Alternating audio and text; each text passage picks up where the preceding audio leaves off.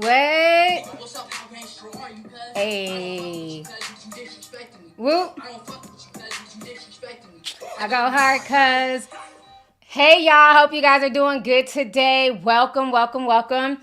I told y'all the other day I ordered my shirt. Let me go ahead and slow one for y'all real quick. Yes, honey.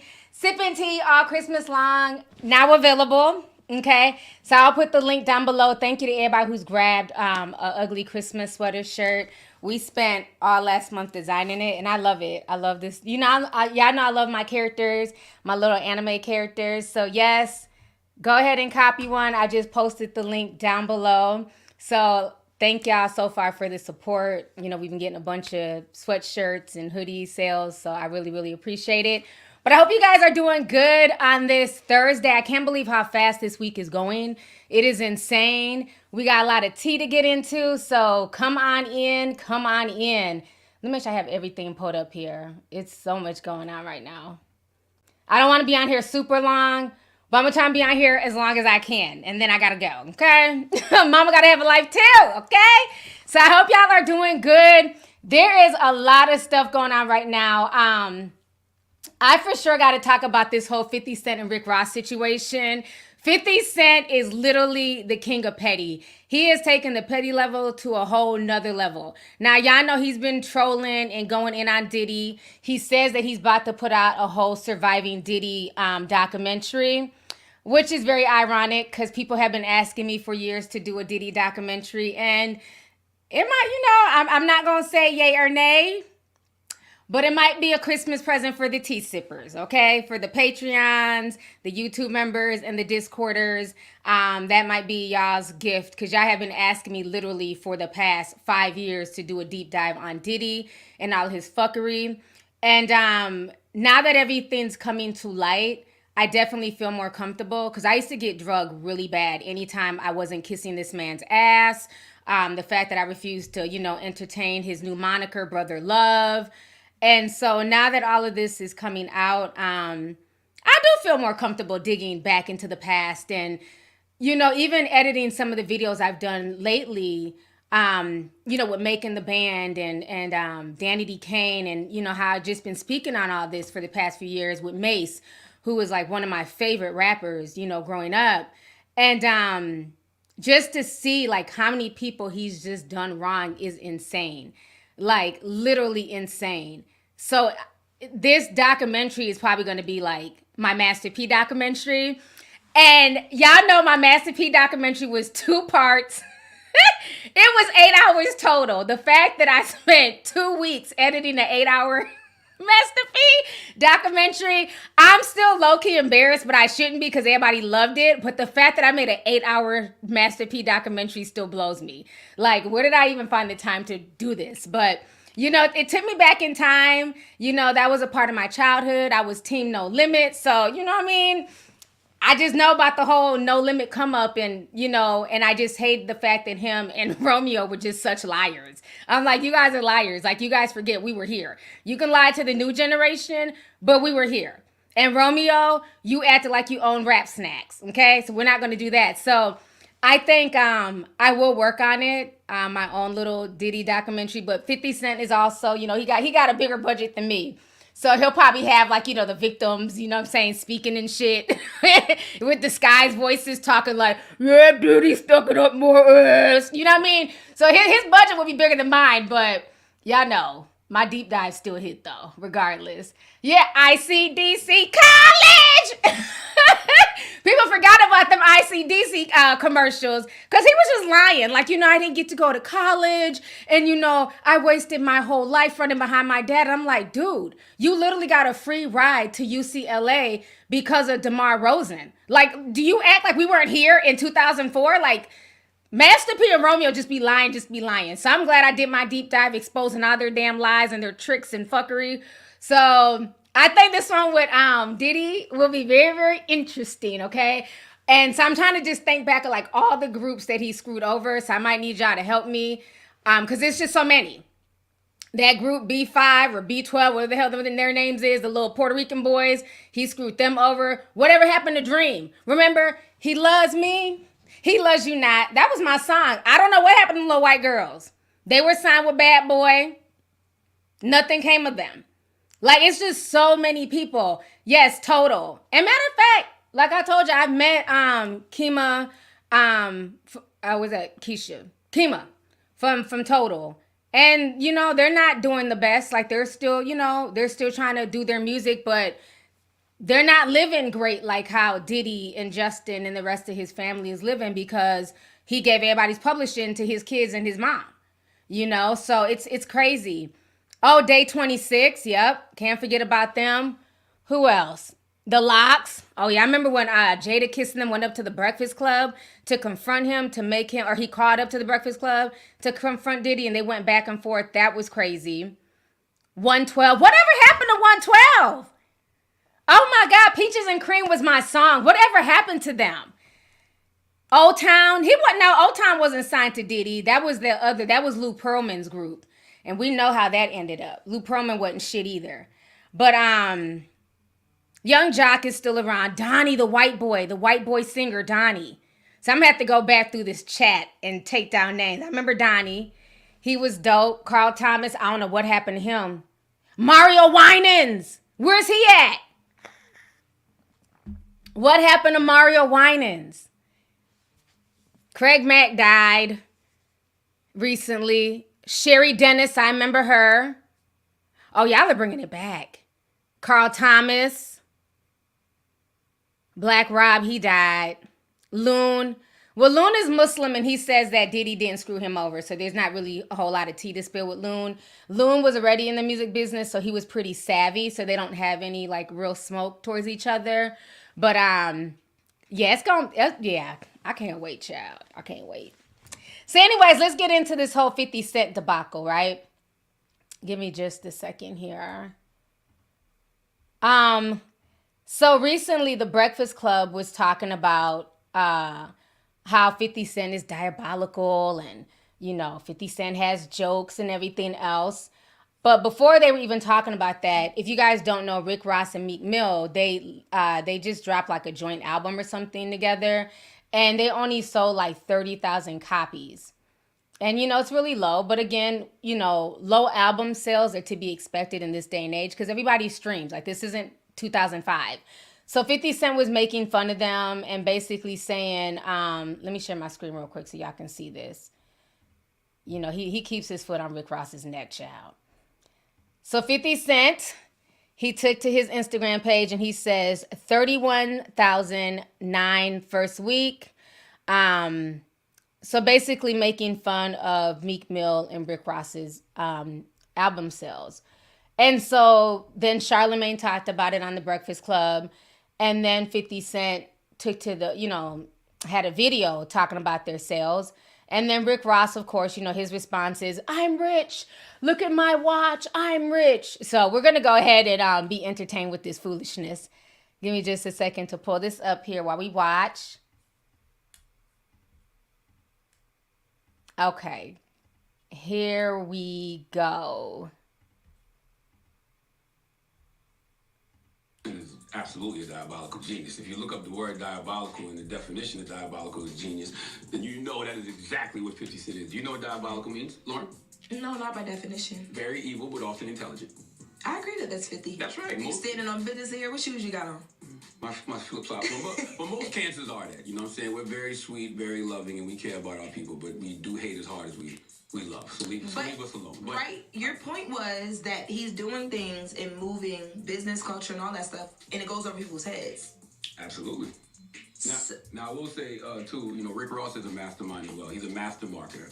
And you know why? Because every video he posts, he's promoting something. So even in that video, he's promoting Bel Air. Mm-hmm. And 50 does that too, by the way. Because if you're going to go viral, add some value to it. So I respect both those brothers. They all have different levels of genius. And I wish everybody could just play nice. That's what I wish. He called you kind of cute.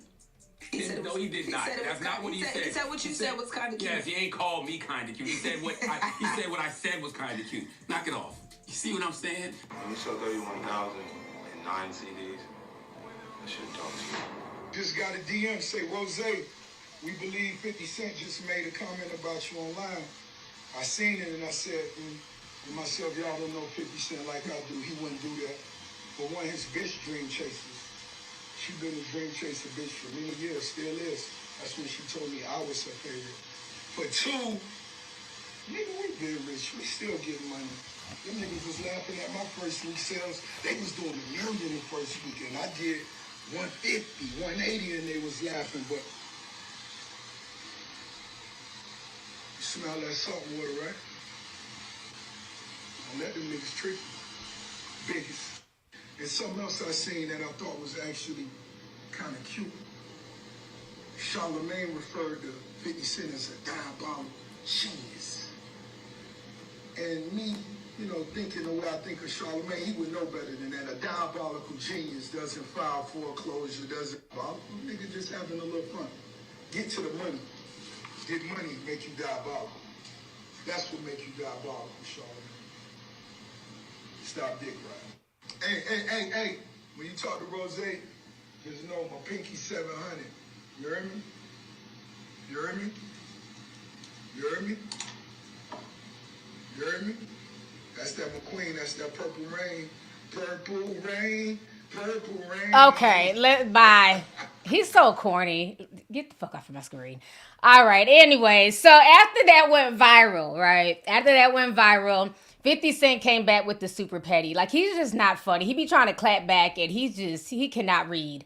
Purple Rain, purple. Sir, shut up. He's just not funny. Like, his clapbacks don't be funny.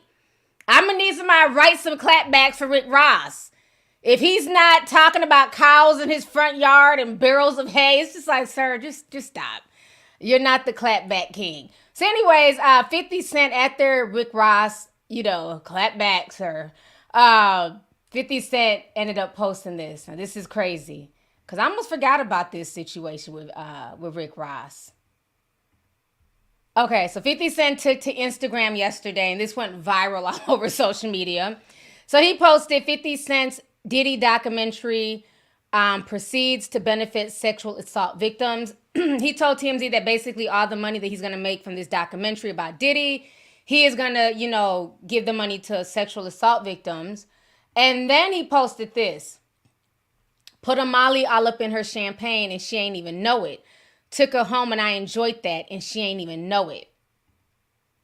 And then he posted this picture of Rick Ross and Diddy, okay? And then he also posted this video of Mark Curry where he's talking about how Diddy was spiking women's alcohol. We used to go to when we go to the club, we used to have these bottles, right? And on this bottle, they be regular Moet bottles. On them bottles right there, they've been to have something to make the girls be real slippery and all of this kind of stuff. So when you get up, they be like, don't touch them bottles right there. Okay, we heard all that last week. So now, let me read to y'all the what he had wrote on here. So then on his Instagram page, 50 writes, what the F? At some point, you got to just do the right thing. So, you know, just basically going in. Now, if you guys remember, I did a video about this years ago. This is when Rick Ross got in so much trouble because it was the song was called You Ain't Know or something like that. And when he was talking about putting Molly's in girls' champagne. And so everybody was saying that this is wrong. You're trying to encourage young men to, you know, to date rape women. And a lot of white women were like, that was like the final straw. They were boycotting him. This went very viral and he ended up losing his Reebok deal. So this was like a really, really big deal because back then you had a lot of girls suffering from date rape and people like, you know, slipping things in their drink. If you guys remember, I did a video years ago about that young girl called Jada and she went viral. The hashtag was Jada Pose because some dudes had put something in her drink and they art her and then they had her posed on the ground. Like, I'm telling y'all, the internet of the early 2000s and 2010s wasn't shit, honey. And I think she was like 14 and it was all over Twitter. She had been assaulted and they had her pose in like weird ways. And then people started making fun of her pose. It became a dance challenge. So we had the whole Jada Pose thing going. Then you had Rick Ross talking about putting Molly's in people's drinks. And everybody's favorite daddy, honey, Little Boosie, he was talking about putting Molly's or ecstasy pills in people's booty holes. It, like, I'm telling you, the early 2010s on the internet was the wild, wild west. So you had Boosie bragging about putting pills in people's booty holes and getting them high out their mind. It was just a mess. But so it was just too much of the date rape culture, right? And so the white girls, the white women, they had it. And they got his Reebok deal taken from him. So for 50 Cent to bring this back was very, very, very petty because I even almost forgot about it. You know what I'm saying? So I think Rick Ross needs to just sit this one out, okay? I mean, him and 50, they beefed like way back in like the early 2000s, like 2005 or something. They were beefing back and forth. 50 Cent got, what's his name? The drug at Gunplay, the cokehead. He got Gunplay's chain snatched. I think there was some type of shootout when they had a BET award, like in Miami. Like their beef got really, really crazy. This is like some early 2000s beef. It got really real. 50 Cent had Rick Ross's baby mama on Smooth Magazine, and then he released like a sex tape of his other baby mom. So yeah, they were beefing for a long time. And really their beef is what launched thisis50.com, if y'all don't know that, T. So that's what really made him, launch his own website. And he just trolled Rick Ross. So I don't think Rick Ross wants that smoke. I think he needs to just go enjoy his shiny watch and his liquor and mind his business and let 50 Cent do the documentary. Because I know he don't want 50 Cent to go in on him. So, yeah, the early 2000s is really, really ugly. So 50 Cent just bought all that back last night. So people were dragging Rick Ross on Twitter last night. You know, the new generation, when y'all find out something, y'all drag and go off. And I'm like, this is literally like 10 years old, but go off, children, go off. I'm here for it, okay? Because that was a really sick line. There's nothing funny about date rape. There's nothing funny about slipping things in people's drinks and things like that. So I thought that was crazy he brought that up. So let me go ahead and read some of these super chats here. TJ sent $9.99, says, yeah, Brooklyn here.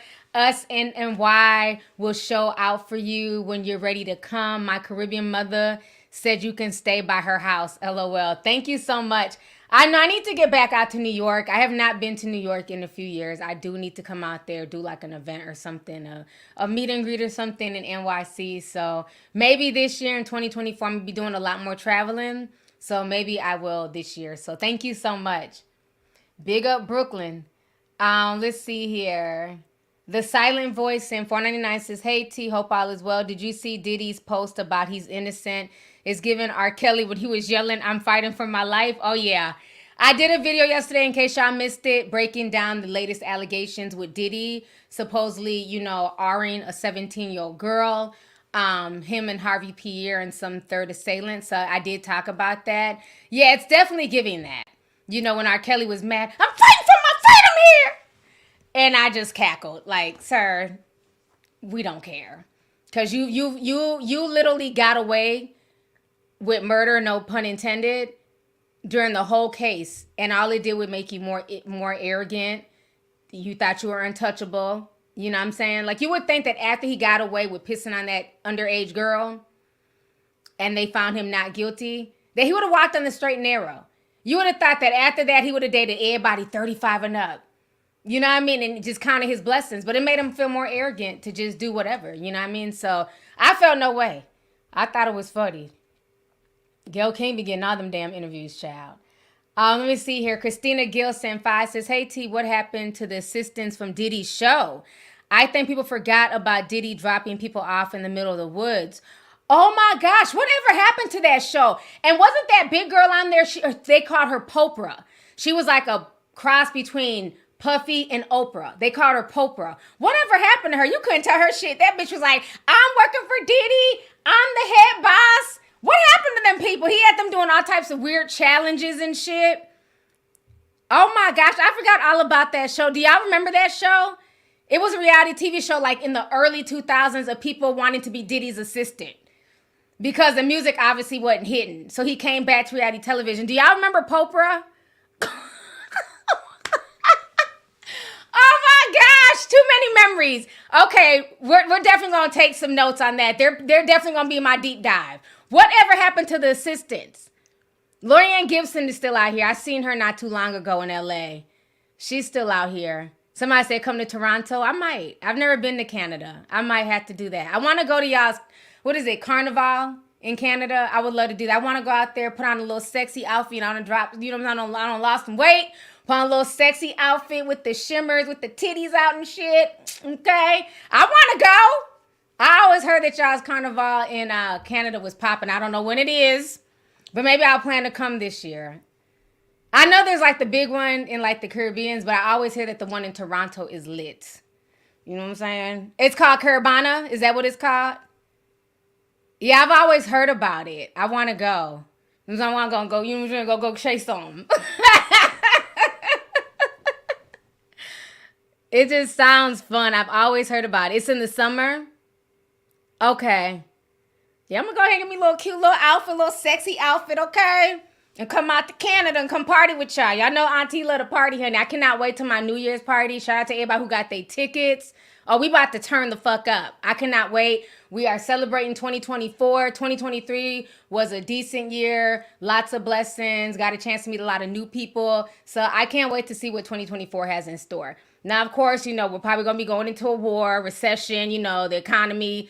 But we can't focus on all the bad stuff. We still got to focus on the good stuff. We still got to live our lives, you know what I'm saying? And just be grateful for every day that we're here on earth.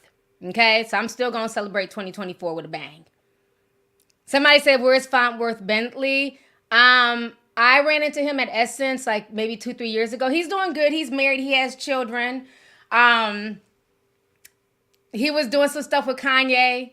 When Kanye turned into a preacher, he was putting Kanye's Sunday services together. But I know Mr. Farnsworth Bentley has a story to tell. I really want him to come out and say some stuff. Because I want to hear, he's really cool though. He's really, really cool dude. But I want to know like, what was up with his relationship with Diddy? Remember he was always holding Diddy's umbrella? Just it was a really, really weird relationship. But he got a wife. His wife, matter of fact, he was showing me pictures of his wife. She looks like Drew Sidora. Because I thought that's who his wife was. And he was like, no, two different people. But his wife looks like Drew Sidora. Really, really pretty lady. And now y'all putting rainbows in there. Y'all stop being messy. That man is married now. He's saved, okay? He's into the church, got a wife and kids. He said he had to get the hell away from Diddy. You notice when everybody leaves Diddy, they run to the church. They go and get saved. I want to know what the hell they saw while at Bad Boy. Remember Mace became a pastor. Loon turned to Islam. Everybody runs to get saved. So I don't know. All I know is, you know, I don't know nothing about his sexuality. All I know is what he's doing now is that he's a married man with 2 children. Y'all stop being messy. Y'all are a mess. But, I mean, from what I saw, he was doing good. He was doing good. So, you know, bless his heart, child. Let's see here. The girl is real sent $20. Says, happy holidays, T. Bad Boy has such talented roster throughout the years.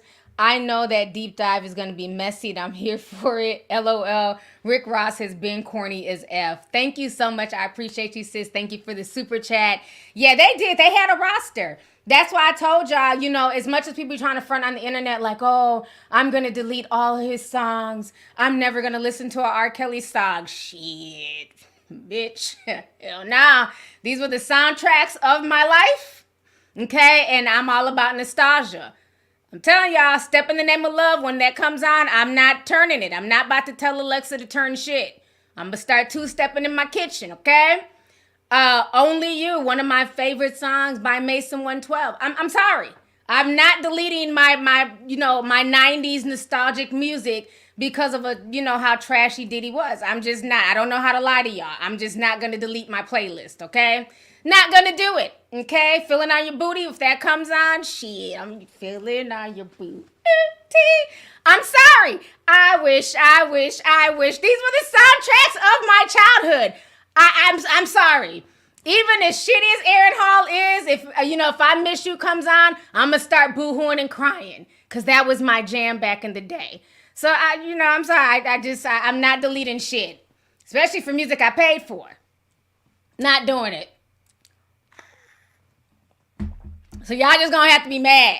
You know what I'm saying? But I'm going to keep it real. People be lying. Oh, yeah, I deleted my whole playlist. And then you jump in the car with them, you know what I'm saying, and R. Kelly come on, they know it word for word, bar for bar. Like, quit playing.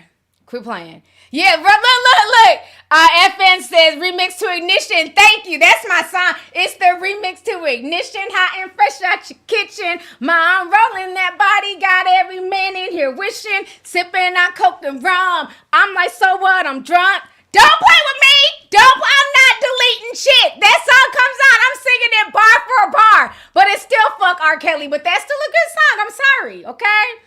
I like B2K. Bump, bump, bump. R. Kelly wrote that. That song comes on, I'm going to be bump, bump, bump. Okay? I'm sorry. I'm just keeping it real, y'all. I don't know how to be fake for the internet. I'm just keeping it real. Yes, FN, that is my jam, okay? That lives in the back of my head rent free. It is what it is. Y'all got me over here singing and rapping. Oh my gosh. That is the jam still. I hate it. I hate what he's done. But bitch, I'm gonna have to separate the man from the music, okay? I'm just saying, okay? Diddy ain't shit, but Diddy got a lot of Diddy bops.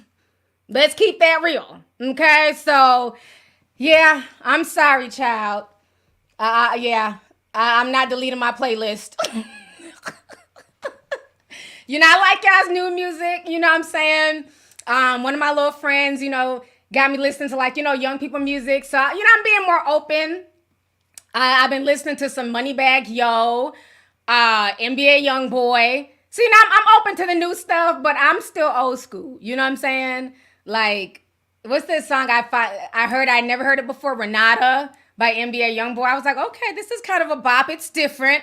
But I like my old school music. I give new school, you know what I'm saying? I will give the new school rappers a chance, but I prefer my old school. I'm sorry. It is what it is. So let me go ahead. Let's talk about the next topic here. Let's go ahead and segue. I can't believe I've been on already 26 minutes. Time be flying, child. So let us talk about Nick Cannon. So he's back trending on social media. So if you guys don't know, now they're trying to switch it up. So this flyer went viral all over social media where they're trying to have... When I seen the flyer, I'm like, what year is this? 2010. If you guys remember back in like the early, 2010s of the internet, they would have all these light skin, dark skin parties, like flyers and stuff. They'd be like, oh, there's a light skin versus dark skin party in Charlotte. Light skin versus dark skin party in Atlanta. And so these flyers would go viral and they'd be all these little think pieces on social media about them. So, but we haven't seen this because I thought, yes, there's still colorism. Trust me. But I thought we've moved beyond the whole light skin versus dark skin thing, right? Oh no, not on social media. Dusty Nick Cannon and Zeus Network, they decide to throw a light skin versus dark skin party. So let me share my tab. And they are currently getting drugged all over social media here. So, meet my baby. I still can't believe he's 18 now. All right, so this was the flyer, and it says bad versus wild, dark skin versus light skin, and you see all the chicks here, and some of the light skin girls, they've made them look even lighter. I think that's Stunner Girl, and Stunner Girl is light skin, but she's not that pale. Then you have all the dark skin chicks over here, and Suki Anna is performing. She's the same girl who's always crying about colorism, but engaging in this fuckery. So Zeus Network says tomorrow we got the baddies versus wild. Las Vegas is going down. So they were promoting this. Sukiana got her dark skin team going up against Mr. or MX, whoever child, and her light skin team. And of course, Suki the Goat will be hitting the stage. So this is what they posted. Once they got backlash, they try to redo the flyer and take off the light skin versus dark skin and just make it the bad girls versus the wild girls, whatever. And so that was them trying to front and stunt. But they changed the flyer. So the new flyer that's going around social media was after they caught backlash. So we're going to hear this young man. He talks about it too. Nick Cannon and Zeus Network are under fire for promoting a bad versus wild show that is colorist themed. That's right. They are hosting a show that is labeled dark skin versus light skin. But catch this. Some of the models, even on the flyer, have been photoshopped to look brighter than they actually are. Now, again, Zeus Network originally posted this flyer and then again immediately, or almost close to immediately, deleted it after receiving so much backlash on their Instagram. And then, of course, the internet was like, you gotta be faster than that. And then also went after Nick Cannon for even stamping something like this. Now, of course, this is the same. Okay, so y'all just heard what he had to say. So I want to take y'all back to my Instagram page because there's a young lady who left a comment, and I had pinned her comment, and I want to share with y'all what she said. She says, not surprised, I went to Wildin' Out almost 2 years ago, and Hitman Holla was really colorist towards me. He let all the light-skinned chicks take pictures with him, and when I asked him, he told me no. I even got pushed to the ground by security when I was trying to say hi to Conceited. He was saying hi to my friend who was light-skinned, but as I wanted to say hi, I got pushed. But as soon as I wanted to say hi, I got pushed to the ground. Only one cast member was nice enough to take a picture with me. He was the big guy who always eats food on the show. He was really humble and nice. That show is racist, and so are the cast members. I'm not surprised that Nick Cannon and Zeus did this. Did anyone notice that Zeus tends to give people of lighter skin spin-off shows, Baddies, Natalie Nunn, Jocelyn's Cabaret, B. Simone, Black China, the list goes on. So I am really sorry that she experienced that. Like, nobody should get hands put on them simply for asking, to take a picture. But I don't watch Wildin' Out, and I've always felt like it was more of a colorist show because even a lot of the Wildin' Out girls, they're all racially ambiguous, light, bright, damn near white. And again, like I always say, I don't like the whole colorist thing because nobody can help how they're born, right? Like, I can't help how dark I am, just like a light-skinned chick or a mixed chick can't help how light they are. People are just born what they're born. You know what I'm saying? My boys are light-skinned. Like, nobody can help their complexion. But what I don't like is when people try to act like their skin tone is better than somebody else's. You know what I'm saying? And social media really, really pushes that. And that's the part that's really frustrating. I don't even understand why Suki, of all people, who's always crying about colorism and how, she gets mistreated in the industry because she's dark skinned, why she would even play into this. I just think it's just so divisive. Like, we have enough things that divide us as a people, and especially as women. You know what I'm saying? Why even go into the whole skin color thing? Especially being that it's such a touchy subject, and people feel like, oh, colorism is not real. Dark-skinned girls are always crying about some shit. But no, it really is, and it still goes on to this day. That's why a lot of times I don't go clubbing in Miami because I have been disrespected in Miami, when I've gone out with my homegirls. We're all looking cute, just like the Latinas and the light-skinned chicks, you know what I'm saying? We're dressed up, looking good, and they'll literally, not make eye contact with you and try and look above your head and then bring in all the spices. So they're very colorist in Miami. So, and my thing is, y'all know me, bitch. I will not beg you to take a hot dime of my money, okay? I'm not gonna beg you to take my fucking coins, bitch. Oh, you wanna act funny? You wanna act like we not here and we're not looking bad too? Next.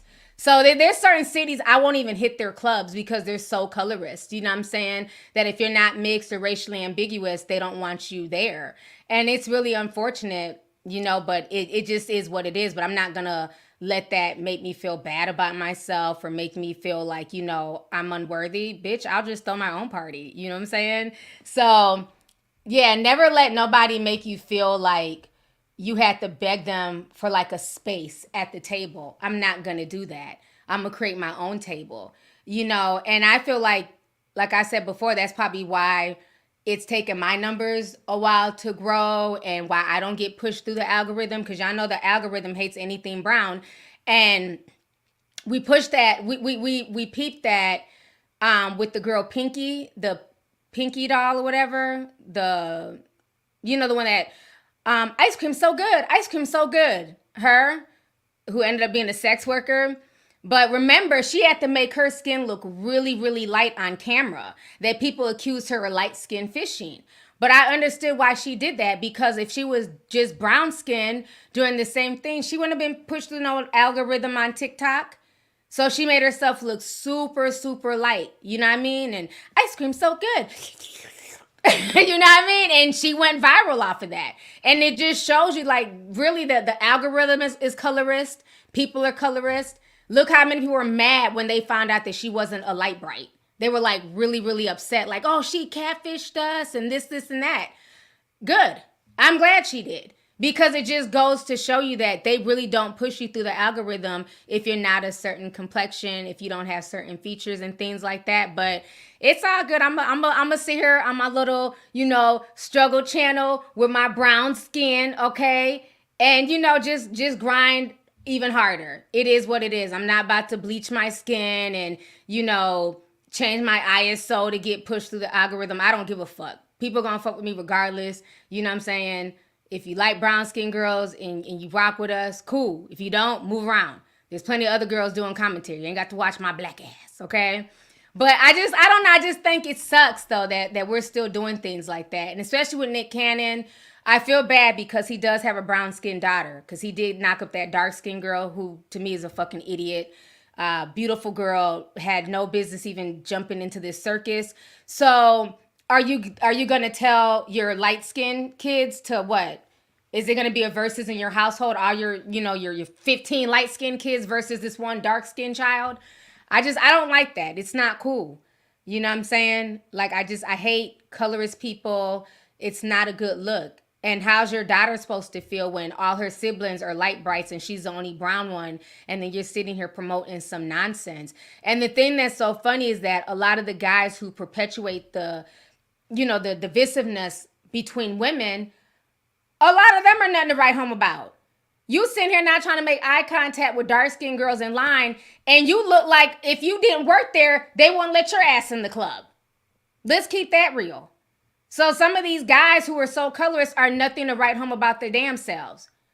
Short, overweight, don't got nothing else going for themselves. So they want to sit here and be divisive and have women, beefing with each other. I don't know. I just think it's disgusting. And it's really sad because I like Lemire. I met him, the owner of Zeus Network. But I just feel like, damn, dude, like your daddy's a pastor. This was initially a Christian network. Okay, fine. You want to promote ratchet shit because more people started watching Zeus once it became ratchet. When it was a Christian network, people weren't tuning in. Okay, I get that. But like, why just keep, taking it to the next level? Like, why just keep being trashier and trashier? You know what I'm saying? Like, we don't need the whole colorism thing. And especially like, even I remember people were accusing Natalie Nunn of being colorist because they said she was saying stuff on Bad Girls Club back in the day. I forget because this was years ago. So it's like, you've already been able to reinvent yourself with baddies. Why are y'all playing into this whole light skin versus dark skin thing? So I'm not here for it. I don't like it. I think it's trash. It's not cool.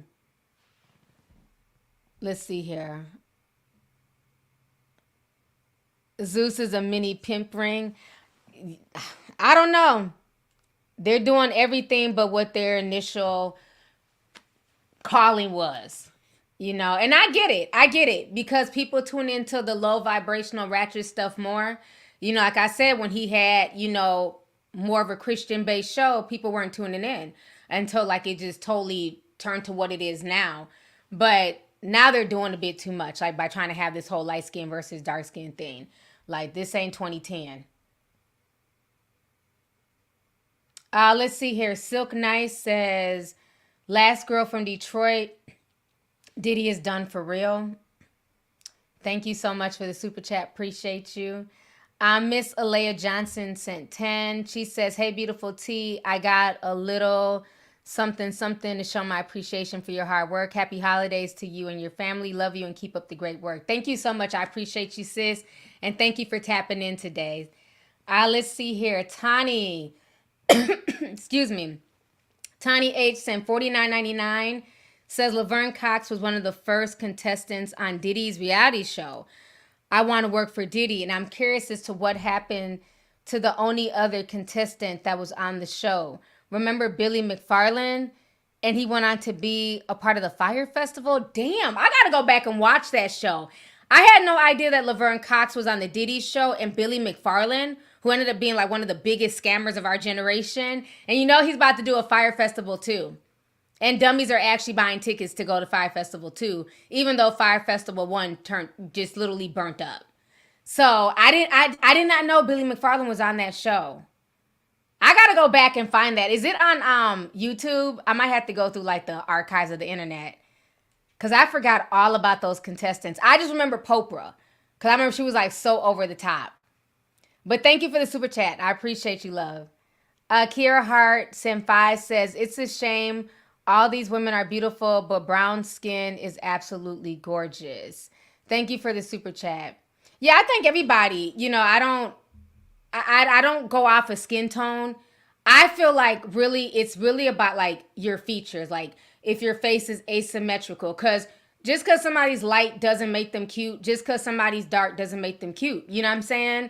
Like it's a whole bunch of stuff. And then also personality. You know what I'm saying? How you carry yourself, how you treat people. I think it's a little bit of everything.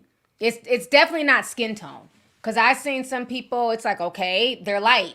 Okay. And then I've seen some people, it's like, oh, sexy chocolate. No. You know what I mean? So it's just, it depends on a whole bunch more than that. It's just not the skin tone. People who are just stuck on skin tone are just immature. Because it's a lot more than just your complexion.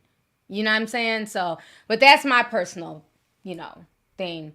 Let's see here. Golden Goddess says Jessie Woo experienced the same thing on Wildin' Out. That's why she became a cast member, because she brought it to social media and Nick saw that. Let's see here. I am Mandy T sent $20. Thank you so much, Mandy T. I appreciate you. LaShawn Brady sent $4.99. Thank you so much for the super chat. Appreciate you. All in the T sent $5. Says keep keeping it up. Thank you so much. Appreciate you, love. No, not your average brother sent $19.99. Says, hey T, thank you for going live tonight. I ordered my sweater and got a notification that it is shipping soon. That is awesome. Thank you so much for your support. Thank you for ordering a sweatshirt. Bam! For y'all who missed me in the intro. These are on sale right now, so you guys make sure you guys go out and cop one. They're limited edition, so thank you so much. I really, really appreciate you on that. So yeah, I don't know. I think the whole thing is just, it's unfortunate that it's like that, as far as like the industry and colorism and things like that. But again, you can't worry about it. Like, you can't let things like your skin tone, your weight, other people's opinions of you matter. You know what I'm saying? Self-love starts from in here. So if somebody doesn't like me because, I'm dark skinned or whatever, then that's not the person for me. You know what I'm saying? So it's all about loving yourself first, and then everything else falls into play. I don't think it's about shaming other people, because I don't like that either. Like when, women are colorist towards each other. You'll have brown skinned girls, throwing shade at lighter skinned girls and vice versa. I think all that shit is corny. You know what I'm saying? So like, let's not do that. Just celebrate each other as women, no matter your skin tone. Because I have women of all skin tones and races who follow me, and I love that. I really do. I love, when I have my events and I just get to see a wide range of just women, regardless of what your skin tone is. Just embrace that. Because like I said at the beginning of this, nobody can help how they're born. Nobody can help if they're dark skin, if they're light skin. Genetics are crazy. You know what I mean? So like, you just never know. So just embrace yourself and don't worry about what other people think about you or your complexion. So thank y'all for that. Somebody says rejection is protection. I like that. Yeah, sometimes people reject you and it's a good thing, because then it just, leaves you open for somebody who will love you and love every bit of you. You know what I'm saying? So just keep that in mind. So how long I've been on here? Okay, 43 minutes. All right, y'all. So let's go ahead and talk about the next topic. We have how many people here? Over 6,000 people in here. So shout out to y'all. Thank y'all for coming through tonight. If you guys are liking the conversation, make sure y'all hit the like button, please. Okay. Let's see. So we got to talk about this Russell Simmons situation. This dude is such a weirdo. So you guys know that, Mr. Russell Simmons, Mr. Yoga Yoga Ho Hum Hum. He's been in a whole self-exposed exile in Bali. During the whole R. Kelly situation, a lot of people were getting caught out. So remember when everything was happening with the R. Kelly case, the whole Harvey Weinstein case was like just lighting up Hollywood, right? And so a lot of people were calling out, you know, all of these men in power, including Russell Simmons. And so he had a lot of sexual allegations placed against him. And all of a sudden, we turn around, his ass is in Bali, honey, upside down with his legs in the air, you know, doing bicycle kicks and shit.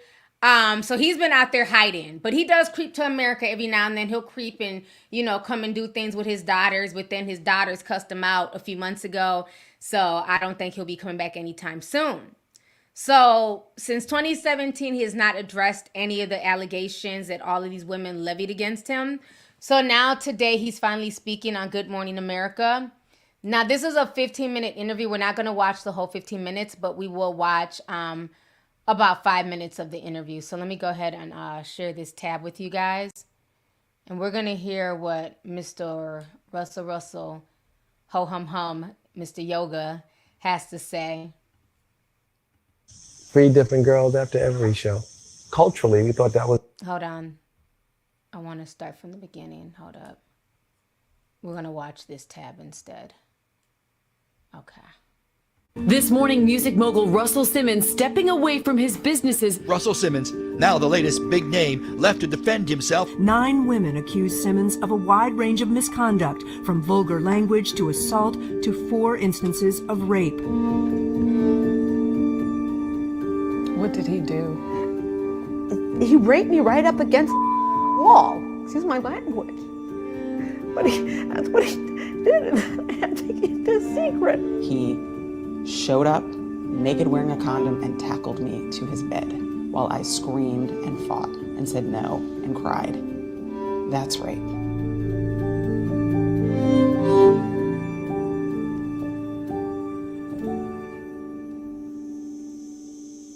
If the allegations are not true, why would all these women accuse you? I heard someone else say this, you know, that I was quite frivolous. Look, there's a song by Houdini, I'm a hoe, you know, I'm a hoe. 3 different girls after every show. Culturally, we thought that was the right way. And a number of sexual partners and compromising positions I put myself in is beyond anybody's imagination. You said you had more foursomes than most men have partners. Yeah, you know, and that wasn't really, I think it was cultural and silly and egotistic and sad and from an insecurity that feeds it. And there's a lot of reasons why we were that way. If you slept with as many people as I slept with, thousands, and we're talking about 6 people. There were like 20, right? I mean, I spoke poorly. Oh, you mean rape that's not, no. Yeah. I spoke poorly to 15 of them. I mean, 12 of them. I spoke poorly all the time. I'm a Def Comedy Jam guy. I was crude. So how many compromising situations was I in? And if you call that person and say, can you help me help these other women, then you can get them to tell a story and reimagine a story. And I'm not here to say what they were thinking, but I can simply tell you that I was in so many compromising situations that people can have a recollection from 30 or 40 years ago. And it can be different from my recollection. And it could be one where there was perhaps collaboration. If you had more foursomes than most guys had once, could someone leave and feel hurt? Could someone leave and feel they wish they hadn't? Could someone reimagine a story out of thousands of people? Could someone want notoriety in a market where people thirst for fame, even infamous? Could someone who just came out of jail and want to sue you because they had an experience and they can reimagine it just a little bit different? And could you be vulnerable enough to accept it? I took 9 lie detector tests. People don't know that. 9 separate. 7 from the chairman of the Polygraph Association. 1 for each of the serious accusations. 1 for when someone said, for instance, I was violent. One person said that. I've never been violent. Took that. And 1 for I apologized. I never apologized about assaulting anyone. But if 2 people say it, because one said it and me too, and the second person said it, then I took a test for it. 3 hours per test by 2 polygraph examiners. One that I've never done this to anyone and one I've never done to each individual. I'm sorry, do y'all hear these crickets in the background? Even the crickets are like, boo, shut the fuck up, you're lying. Near. Do y'all hear how the crickets are getting louder as he's talking? People say that they're not accurate, but if they're 94% accurate, I did 9 of them. It's pretty clear that I don't believe it. I even asked what if I believe it, but it's not true? He said, your subconscious will get you. I said, I don't know how true that is, but that's what was told to me by the chairman of the Polygraph Association. He was filmed, by the way, talking about this. So this. Okay, I can't. Let me come back on the screen. Them crickets are creeping me out. Yeah, I don't like bugs. I don't like a lot of weird noises. I have really sensitive ears. Everybody who knows me in real life, you can't even call me with your windows down and the wind blowing. It really hurts my ears, so I can't listen to any more of that bullshit. The cricket's getting louder and louder as he's speaking. Bitch, I hear y'all. Near. Even the crickets pulled out their tiny violins on his ass. Russell, shut the fuck up. First and foremost, okay, let me say this, okay? Let me say this. You dated a sophomore in high school at the age of 35. Okay, at your big age, Kimora Lee was in the 10th grade. She was a sophomore when you was going up to the school, picking her up, and, her mama condoned it. So I don't really put anything past you because you and your wife are like 30-something years apart, okay? On top of that, his whole thing is, I took, 9 polygraph tests. I took 7 of them by the state of whoever in New York, administered them themselves. Let me say this. Russell's a very, very woke person, right? He's into like Buddhism, mysticism. And when you're into things like that, there's certain things that you can do where you can like play with your heart rate. You can go into deep meditations. There's certain things that you can do to change how a lie detector tests, how the results will come out. Because he's very spiritually in tune now. He wasn't always spiritually in tune, but he is now. So you mean to tell me that he couldn't have been there at the lie detector test, holding his breath, for like extra amount of minutes, doing things to change his heart rate? Like, for all I know, this fool could have astro projected while he was tied up to the damn lie detector machine. His damn soul could have been in Bali and his physical body here in New York. Like, fuck out of here. I'm not buying that at all. I'm not buying it. His ass was probably astro projecting all around the room and shit. looking down at the damn person giving them the test. Like, oh yeah, I'm about to pass this shit. And then as soon as it was done, he fell back into his body. I know it sounds crazy. It may sound like a reach. But hell, anything is possible in this world, okay? Anything is possible. But I'm not buying it. But I will say this. Let me also be fair to say this, right? One, I think it's disgusting that anybody would be proud of sleeping with 4 women in one night, having thousands of sex partners. I just feel like part of that comes with low self-esteem. And I don't care if you're a man or a woman. If you got to spread yourself that thin when you got to sleep with everything that walks, that says a lot about you and how you really feel about yourself. Because there's a such thing as soul ties. I don't want hundreds of men knowing how I get down in the bedroom, knowing my essence. That's creepy to me. So imagine just like banging every girl that comes to your show. That's just disgusting. But I will say this as well. Are there real victims in this situation? Absolutely. I believe that the truth is stranger than fiction, right? I believe that in all these cases, there are real victims, right? Just like the R. Kelly case, there are real victims. But there are also women who are not real victims. Because one thing that does also happen, and I'm going to keep it real. Y'all can get mad. Y'all can, be pissed off at me. But I've said this before. Regret does not equate rape. You have some people who regret the things that they've done and they've allowed men to do to themselves. Then when they get older and they're sitting back thinking about it like, damn, I was really used up and, I was a fucking pass around.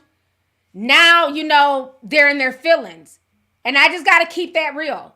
I'm not saying that these women who have come out are not being honest with their stories, because I feel like there's some deviant shit with Russell Simmons. And I've been saying that for years. I've never been a fan of him.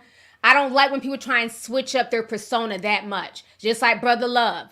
You know what I'm saying? You went from being, oh, it's all about the bling bling era and I'm Diddy and, can't stop, won't stop, take that, take that, take that. Till, I'm all about love and peace. Bitch, since when? And that's how I feel about Russell Simmons. If y'all know the old school Russell Simmons, that motherfucker was doing 8 balls of coke and all types of shit. And now it's, oh, peace be unto you. I don't like stuff like that. When people change their personality that drastically, it sounds like you running from your demons. And you getting older, and you probably hellbound, and you trying to atone for all the fuck shit you did when you was younger.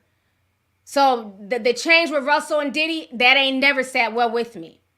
But with that being said, regret doesn't always equal rape. Because, see, the problem is a lot of these chicks, we like to say that, oh, it's the sexy reds, it's the Sukihanas. Oh, there was some big old freaks in my day, too. Okay? A lot of y'all was running behind 2 Live Crew, doing all types of crazy shit on stage for attention.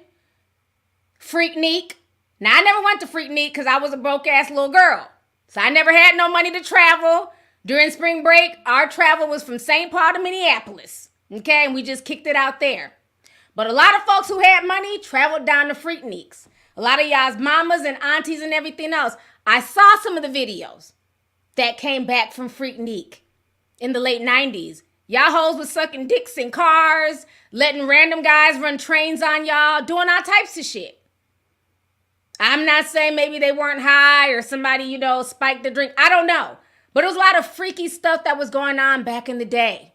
Okay? Pull over, that ass is too fat. Pull over, that ass is too fat. Okay?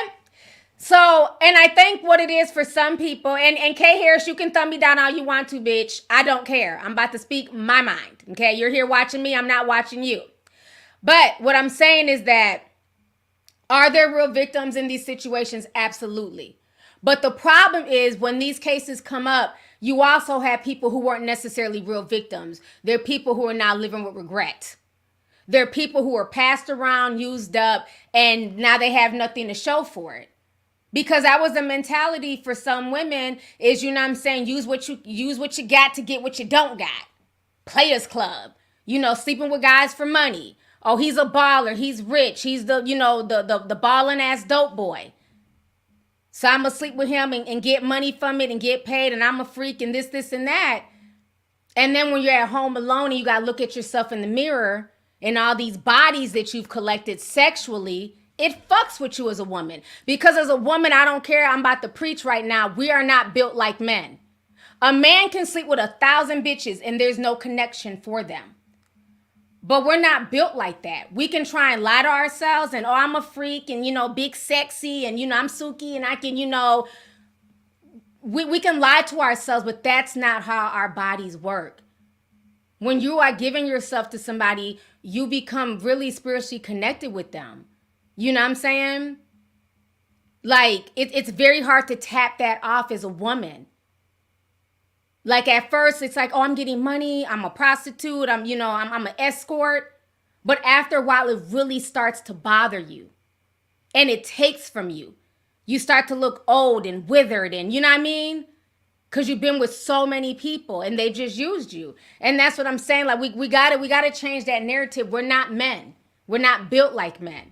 So that's why I don't really like some of like how the rap girls be rapping, like, it's just, I'm a city girl, fly me out, you know what I'm saying? I'm a fuck for a bag. And no, if it's like that, then why are you on social media crying and running behind Diddy, Carisha? If it's just about the money and the city girl lifestyle, why are you in your feelings? Why are you fighting and going back and forth with Diddy's other chicks? If you're so proud of that lifestyle, because your feelings are involved, because you're not built like a man, you're a woman. And I'm just keeping it real. I don't trust none of these high power guys as far as I can throw them. But let's also not act like there are a lot of women who did a lot of freaky deaky shit back in the day and they have nothing to show for it. So I'm going to jump on this so I can get me a bag. I'm just saying. Yeah, and I'm unbiased. I'm going to keep it all the way real. It doesn't excuse anything. It doesn't take away from the real victims.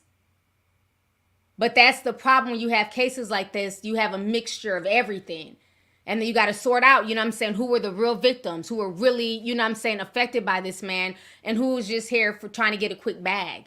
And there's some real victims, because I did my own little deep dive. I didn't never, you know, make a video, but I did my own research into a lot of the allegations that were levied against Russell Simmons. And they were very disturbing. He definitely used his position of power at Def Jam and other places where he was assaulting even women who worked for him. So he was definitely a sicko and a deviant. And this is why a lot of these men are overly protective of their daughters, because they know all of the sick demonic shit that they did to other men's daughters, other men's mothers and sisters.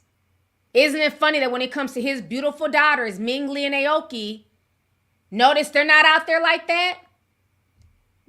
Beautiful girls, super smart, got their degree. One from NYU, the other from Harvard. Aoki speaks several languages. Notice she's not out here thotting and bopping. Diddy's twins, they're under armed security guard 24/7. The Game's, you know, always crying about his daughter and know his shotgun for any guy, but had no problem violating other people's daughters. T.I. and Hyman Gate, people have to watch how they treat other people's daughters, mothers, and sisters. Because like I always say, the same tears that a woman is crying for you will be the same tears that you're going to be wiping off your daughter's face. Best believe that shit. So, I don't know, man. The whole situation is crazy. I couldn't get through his interview. I can't do crickets and weird sounds. And the fact that those crickets were getting louder and louder as he spoke said a lot. Y'all know animals have intuition. And them crickets was like, boo, boo, tomato, tomato, tomato, shut the fuck up, lying and shit. Them crickets had their tiny violins, honey. I'm like, is it just me or that? Because I'm looking around the room and shit. Like, is there a cricket in my house? Like, what the hell? They just start getting louder and louder. Oh, wait. Russell, your spirit is not right, sir. Them crickets wanted him to shut the hell up. Even they were like, give his ass a tall glass to shut the fuck up. Because none of this makes any sense. Let me go here and read some of these super chats here. Let's see. Hold on. I think I read that earlier. Oh, Vicky Sam 499 says Farnsworth is married to Marlon's girlfriend from White Chicks. Yeah, that's who he's married to, and she looks like Drew Sidor to me. Because when he was showing me pictures of his wife, I thought it was Drew Sidor. But yeah, it's the lady from White Chicks. Very pretty lady. Kelson 499 says, hey T, you look beautiful. I love this sweater. I'm ordering mine tonight. Love you too, and thank you so much for the support. Appreciate you, sis. Enjoy your sweater. Make sure y'all take a picture too. Tag me when y'all get y'all sweatshirts. Take a picture so we can repost it on Instagram. So thank y'all so much. Let's see here. Live from NYC, Sim 499 says, I agree. There's a huge difference between getting penetrated versus doing the penetrating. Live from NYC, what are we talking about? What? Thank you for the super chat, love. Okay. Yeah, there's a huge difference.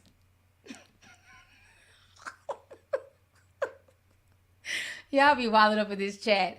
Let's see here. LaShawn Brady Sim 499 says, love for the short kings. They can't control their heights, just like skin color. I definitely agree. Shout out to all the short kings out there. Because there be a lot of little, you know what I'm saying, cute little short guys. You know, shout out to y'all, you know what I'm saying. Fun things come in small packages, okay? So, no, there do be a lot of cute short guys, you know. So, don't, you know, we don't knock the short guys here. But, you know, everybody knows I like taller guys. It's just, it is what it is. But I do tend to attract a lot of short guys. But I'm nice. I'm nice to the short guys, too. You know, give the short guys love out here. Everybody can't be 6'3", okay?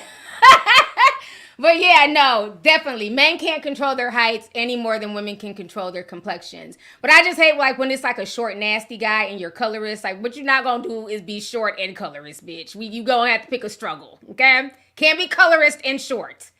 But yeah, no, nothing wrong with short guys at all. How y'all doing?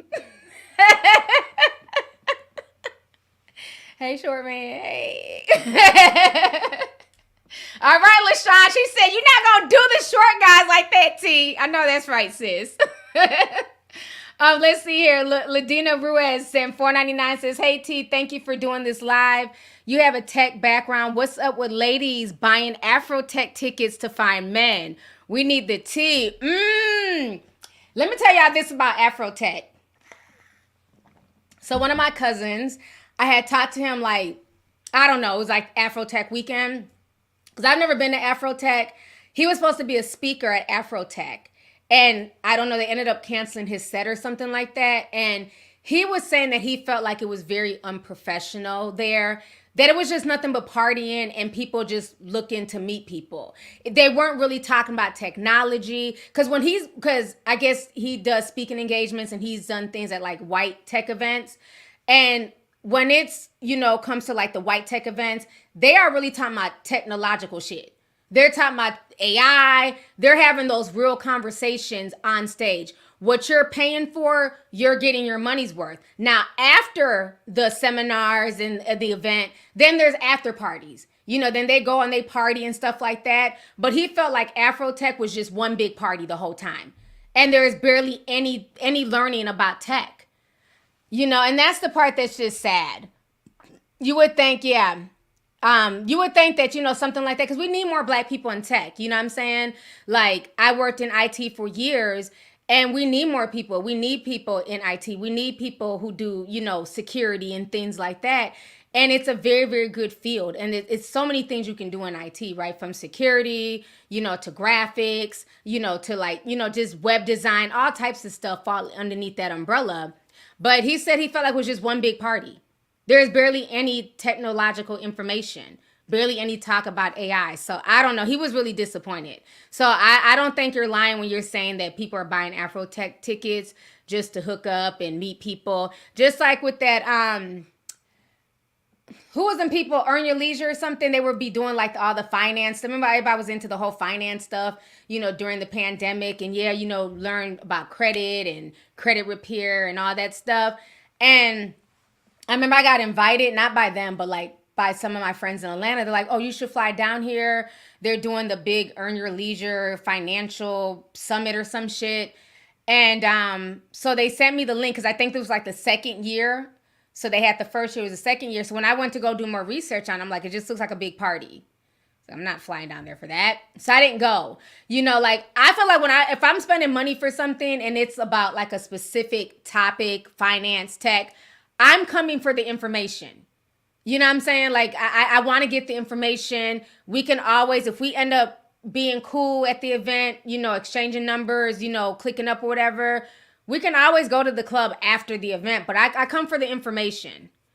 So, InvestFest. Yeah, that's what it was called. People said it was just like a big party. And people felt like they didn't really get their money's worth, like as far as like the knowledge, like they could have got a lot of the knowledge online, not to knock them. Cause I don't know. That's what a lot of the feedback was. It was just more of a party than it was like real investing, real tangible stuff that they could take back home with them. So I think that that's where we got to kind of watch it when we're doing things like in Black spaces, like really make it about the information, really make it about things that people can use to then better themselves once the convention is over. You know what I'm saying? So I think that, but I love the idea of it, of Afrotech, because we do need to have Black people in the tech sector have, spaces like that. Because when you work in IT, especially being Black, and I know when I did IT for Target Corporation, I mean, it was probably maybe like a total of 5 of us, Black people, in the whole company. Well, in our whole, not the whole company, but our whole division in IT. Because I worked on everything that made a Target store run. So from the camera systems to the POS systems, laptops, we took calls for headquarters, the stores. I could log into any camera system in any Target around the country. So sometimes on my lunch break, child, when it'd be cold and shit in Minnesota, I would log into the camera systems in Florida and look at the sunshine and the palm trees.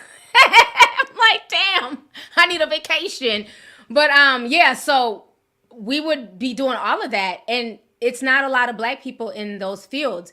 It's mainly white men. So, you know, I love my job. I love what I did. I remember the hardest part was when Hurricane Sandy was hitting the East Coast. A lot of people don't know this. I can talk about it now because I don't work there. I haven't worked, you know, for Target in years.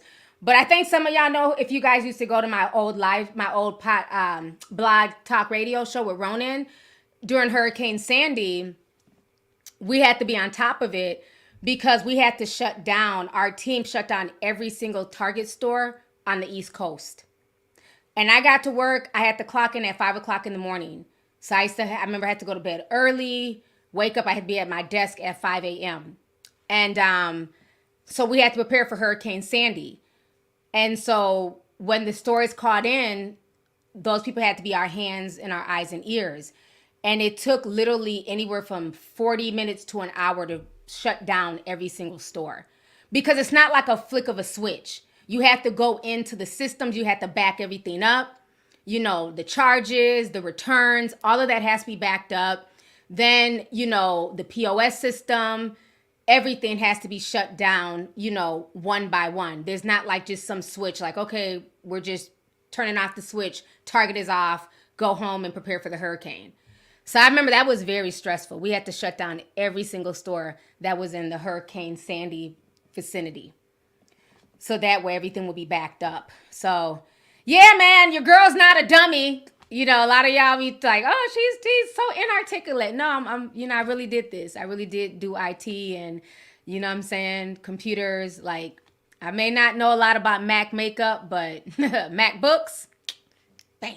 You know what I mean? So I love when I see girls getting into the tech space. So like I said, I would love to go to Afrotech, you know, and check it out and see what they do. But from what my cousin told me, he was really disappointed. He thought he was going to get a lot more out of it, and he felt like he didn't. So, but again, you know, I had to check it out for myself. But yeah, shout out to everybody in IT. You know what I'm saying? Shout out to, you know what I'm saying, all the, you know, the brainiacs out here. Because it's not easy. IT can be very, very stressful, very, very draining, you know, because it's your job to solve stuff, you know. And even like here in the house, like when I have something technical that's like stomping me, like I get into my IT bag. It's like, okay, what happened with this? What went down before this happened? I'm taking things apart. I'm re-putting things back together. So yeah, it's like once you get into that field, you never really leave it. Like even now, like I'll still take things apart. I still have like my IT like toolkit with all like my mini screwdrivers and shit. So I can like take apart like laptops and, you know, swap things out and stuff like that. So, you know, I still know to ground myself, you know, so that way I don't shock myself when I go into like the back of a PC. So yeah, man. Shout out to all the nerds out there. But thank you for that. Thank you for the super chat. You know what I'm saying? I appreciate you. Let's see here. D. Ewing McReynolds sent $10. Says, hey, T, I've been following you since your hair videos. I miss hearing about Ratchet Ass Florida, LOL, but I'm absolutely proud of how far you've come. Hashtag Minneapolis follower. Okay. From Minneapolis, what side? North side or south side? And better yet, are you coming to my New Year's Eve party? Email me. You know what I'm saying? We're basically out of tickets. I still have a few reserved for just only Twin Cities people. So no more out of town people. Just, I think we have about 5 tickets left for people in the Twin Cities. So if you want to come, D. Ewing, send me your username and let me know. So shout out to my Minneapolis people. I got family on both sides. I got my kids' family. They're all Northsiders. You know what I'm saying? Northside child. 42nd and Dowling. That's where my oldest son grew up until we moved. And then we moved to North Carolina. And then we had family that lived right off of Broadway. But I grew up on the south side. So I was in the 30s. Y'all know about them, Dan. The dirty 30s. I was there over off of 38th. is where we hung out. Right? When it used to be Wings and Ribs. Wings and Ribs is gone. This is how long ago it was. That whole area has changed. Gentrification is real. I remember walking up to Cup Foods, you know what I'm saying? Like back when we were young. So yeah, the whole South Side. I grew up over South, and then we also lived in St. Paul. So I know South Side and North Side. But my kids' family, they're North Side. My family was more or less on the South Side of Minneapolis. So yeah. No, not Cub Foods, but Cup Foods. The whole George Floyd, well, now it's called George Floyd Square. But yeah, Cup Foods with the P. Cub Foods is our grocery store. People get that mixed up all the time. Yeah. I don't, and it's so funny because it's like I really don't be out like that. Like I tell people I just live here. Like I don't really know like all the popping people and who's doing what. I don't go out like that. I go out every now and then. Like I don't know all the people from like the Gold Room. Like, do you ever do stuff at the Gold Room? People have asked me. I'm like, no, I don't know who's like running the show up here. I do everything in Atlanta. Like Atlanta is like my second home. Like that's where all my connections are. I just live in Minnesota. I don't know who's running anything up here. So I just do my own little, I'm doing my own little shindig here for New Year's because I didn't want to do New Year's in Atlanta because I want to be here for like the snow. There's not going to be any snow down south. That doesn't feel like Christmas or New Year's to me. So that's why I'm doing it here in Minnesota. But other than that, it would probably be down south. But, I love Minnesota. I love it. I like it here. But I just live here. I'm just quietly here. I go to the Mall of America. I usually run into tea sippers at the Mall of America. If I'm like in downtown Minneapolis walking around, I run into people and stuff like that. But other than that, I don't hang with like a clique of people in Minnesota. Like I roll solo dolo. Y'all know that. I'm solo dolo out here in the Twin Cities. But yeah, I can't wait to come back to Atlanta though. I can't wait to come back down south. Y'all know I can't wait. Somebody says, I love your little stories, T. Who said that?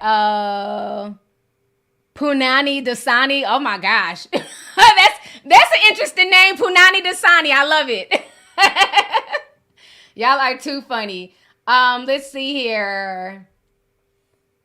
A trip down memory lane says, hey, lovely T, can you say it's your girl T Fizzle for a nice stomach? I love your chant. I haven't said that in a long time. What I used to say, like, what's up, world? It's your girl, T Fizzle. Oh, my gosh. I haven't said that in years. Y'all are too funny. Thank you so much. That's when my ex-husband used to record my videos. He was like, oh, you got your own. Because that's when Snoop Dogg had his show called, like, Televizzle, T Fizzle, Televizzle. So it was a play off a Snoop Dogg show that was on MTV. And my ex-husband used to always say that. Oh, we about to shoot your little T Fizzle show. I haven't said that in years. That's so funny. Let's see. Antoinette Chanel sent $49.99 says, you're an inspiration to me. Thank you. You are so welcome. Thank you so much for coming through tonight. Thank you for the super chat. I appreciate it. Miss Reed sent $19.99 says, people are out here calling themselves love, are out here doing yoga, and they're out here raising hell. Oh, yeah. Yeah, Brother Love's new moniker didn't fool me. Not at all. Nadra Star sent $9.99 and a sticker. Thank you so much, sis. I appreciate you. Sorry on Demand sent $19.99 says, T, keep speaking truth to power, girl. Also, when are you coming to the DMV? When was the last time I was out there? I think I haven't been to the DMV in about a year. I do need to come back out there. I like the DMV. My half of my other family, they live out there in Delaware. No, it hasn't been a year. I was out there 6 months ago. I was in Philly and Delaware. So, but I just haven't been to like DC and Virginia in a while. But I was in Philly and Delaware 6 months ago. So I'm going to definitely have to make a stop out there. So thank you. So now, okay. This was the last time I wanted to hit on before I leave because I've been out here for an hour already. Did y'all catch the tea about Kimora Lee's house burning down? Social media right now is arguing on if Diddy had something to do with her house burning down. Well, it didn't burn down, but it caught on fire, or Russell Simmons. Because Kimora Lee has been out here kind of spilling tea. So there's been all types of conspiracies on TikTok with people trying to figure out if Kimora Lee if Diddy or Russell are after her. So we're going to go ahead and watch this TikTok video. Because she came out recently. Matter of fact, let me read this to y'all real quick. So this happened the other day, in case you guys didn't know. Let me see if I can zoom in on this. Kimora Lee says, "My house caught fire. The kids and I are fine. I cannot express enough of my deepest gratitude to the numerous battalion, ladders, and units that attended to us for many hours today and quite possibly saved our lives. Thank you." So you guys see that. Folks are saying that somebody threw a Molotov cocktail in her fireplace. They're sending her a warning shot. So we're going to go ahead and watch this video really quick. So I think it's time that we start to talk about this fire that took place at Kimora Lee's house on Saturday. And before you say don't start, I am. And I'll be honest, I was a little reluctant about talking about this because I wanted more information to come out, but in all honesty, it doesn't seem like much is coming out. So what we know is that Kimora addressed that her and her kids are safe, that there was a fire that took place at her house around 5 a.m. It is believed that her youngest son, who's 8 years old, Lovelyti, actually found and notified everybody about this fire. As you can see, it looks like the fire started at the fireplace, which makes sense and would make many people think that this wasn't a malicious or deviant act. But allegedly, some people are very kind of frightful and feel a little fearful for Kimora because of her having such strong ties to this guy's past and knowing so much about her best friend's past and her other friend's past, and knowing what this book was all really about. So I will admit, even though Kimora Lee is saying that this fire is like no big deal, a lot of people are a little bit scared for her right now, especially with all this going on, and there's a lot of media attention going around, and Kimora has also been very vocal about. I've tried to, look the other way for things and turn the other cheek, and I don't know, I sometimes feel like some of those things come back to haunt you over time. All right, let me come back on the screen, child.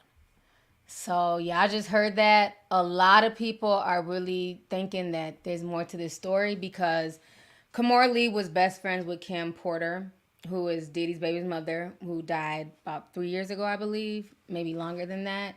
And also their other friend died as well, who wrote that book called Bling.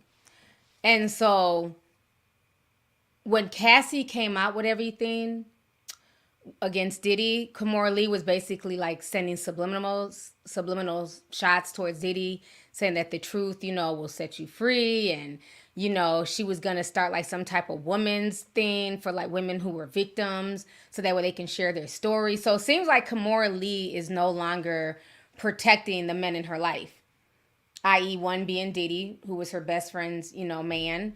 And then Russell Simmons. Because remember when Russell Simmons' allegations first hit, she wrote a bunch of bullshit. It was just, she was basically speaking in cursive.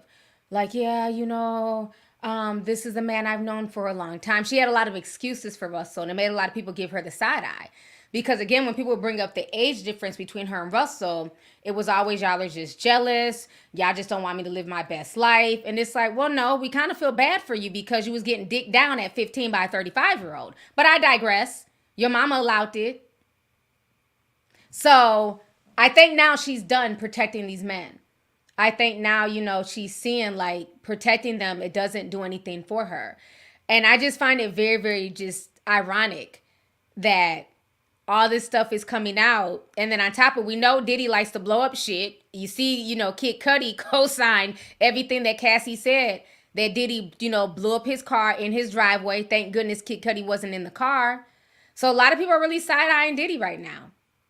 They're like, was there a possibility that, he doesn't want Kimora Lee to say anything else, to insinuate anything? Because if she was to come out against him or to even speak on something, that might really end him. Because she definitely knows where all the bones are buried. So again, this is just internet speculation. I'm not accusing anybody of anything because I have no proof. but that's just what these internet streets are saying. Some people think that Diddy may have been behind it. Other people think that it's Russell Simmons, because you know Russell Simmons, he lost that lawsuit against Kimora Lee, and he owes Kimora Lee $100,000. Remember, that's when they got into it a few months ago, and she was putting out all his business, said the man was gay, finally admitted that he groomed her, and they ain't been cool since. So did Russell Simmons, send some goons to hit her house with a Molotov cocktail? I don't know. But it's very interesting that all of a sudden, her damn chimney and fireplace are just blowing up mysteriously. So from what I'm hearing, she doesn't want anybody to know where she and her kids are living, which is smart. And then also, let's not forget the white dude, her last baby daddy. That scammer who owes everybody a bunch of money too. They fell off. Could he be sending shots at her as well? Because again, she knows where the bones are buried. So she has a lot of shady men around her. So even, the crazy white baby daddy, who's a, fake billionaire, he could have been sending her a warning shot too, child. So I don't know. I just find the whole situation just insane.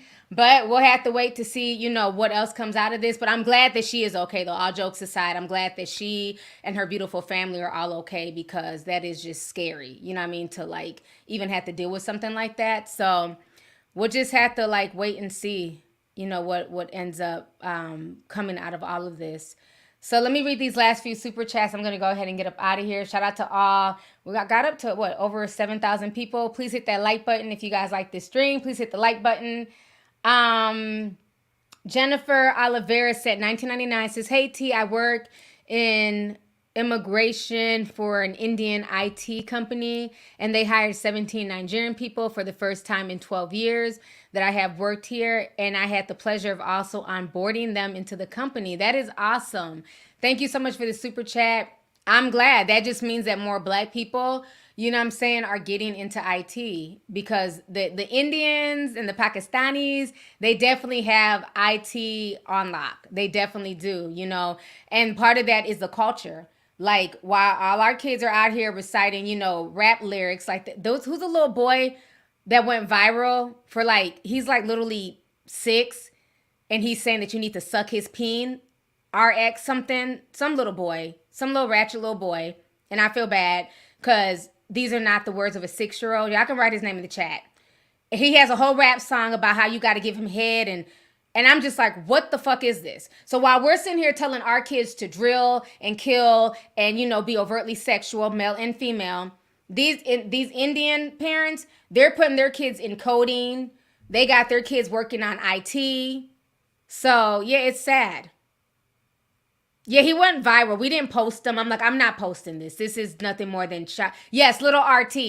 Who wrote that? Kingland. Thank you so much. Yes, little RT is his name. And he's talking about he needs head. I'm like, who touched this little boy that he even knows about head? Y'all not ready for that conversation. But yeah, got millions of views. And he's talking about killing people. And he's literally 6 years old. And people think this is cute. But that is the difference. So, yeah, it's crazy. I couldn't do nothing but shake my head. I'm like, we're not reposting this.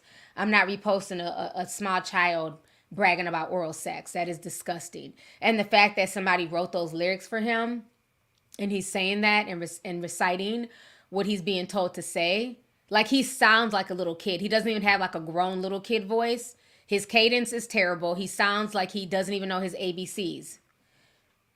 But yeah, it's sad. He's a victim. He definitely is a victim. And I blame the adults around him. Same thing that happened years ago with Little Mouse when he first got into the drill music scene, So there's another Little Mouse in 2024 cosplaying a gangster. So let's see here. Indigo says, can I go to the event? I'm on the north side. Indigo, send me an email. Send me an email, and I'll send you the information. It's going to be December 31st, so it'll be in Minneapolis. But yeah, send me an email, sis. Thank you for the super chat. Lilith Boy said 9.99 says, Short King here, LOL, I love you. Thank you so much. I love you too. Appreciate you. Thank you for the support. Shout out to all my short kings here, okay? We don't discriminate around these parts. So thank you for coming through, y'all. This has been a wonderful stream. Thank y'all so much for tapping in. I know I just go live unexpectedly. I have no real schedule. I hate schedules. I just like to go live when I feel it in my spirit to go live. So thank y'all for joining me unexpectedly. That's always like a treat, you know what I'm saying, to just see some people just show up randomly when I do a random live stream. So I'll be back this week with some more videos. We will have a Zoom meeting tomorrow. Tomorrow's Friday, so we'll have a Zoom meeting tomorrow for all the Discorders.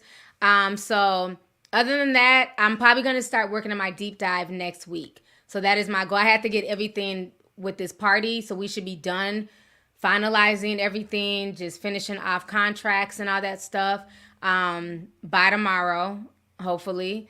And then I can focus on my deep dive. So I can't wait. But thank you guys. Everybody have a good night. Love y'all. I will talk to y'all later. Bye, everyone.